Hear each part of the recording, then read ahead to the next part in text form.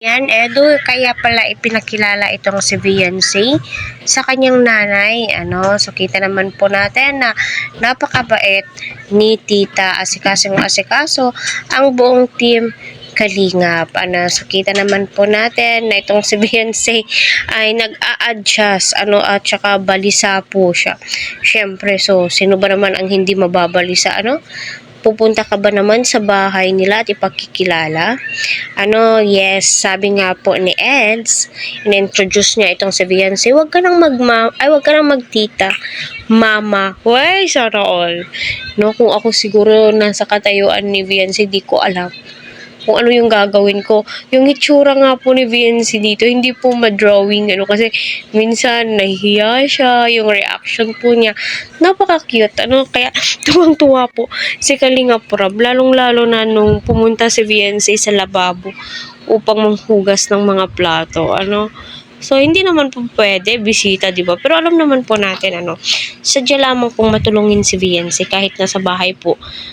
Nasa bahay nila, kita naman po natin, napaka-asikaso po ni Viancy sa kanyang mga bisita, So, panoorin muna natin. Ano sabi mo kay Tita Ellen?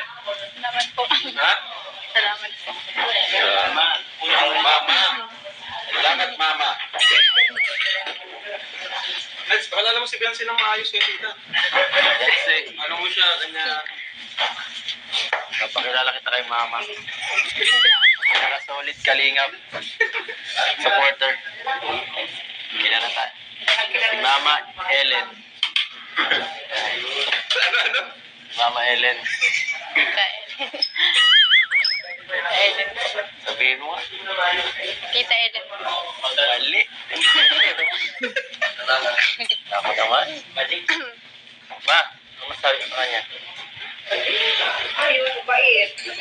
Yan po mga Kalingap, narinig po natin na sinabi nga po ni Eds na wag tita, So, gusto ni Edo na magmama nga po itong si Viancy. So, para sa akin, wala naman pong masama kung tawagin po ni Viancy na mama. Kasi nga, sign of respect din po yun, Pero alam naman po natin lahat, parang hindi nga po komportable si Viancy. Pero ganyan po man, masaya po tayo, dahil nga sa dalawang nakalab team ni Eds ng si Sheena at saka si E, ay si Viancy lamang po ang kanyang ipinakilala.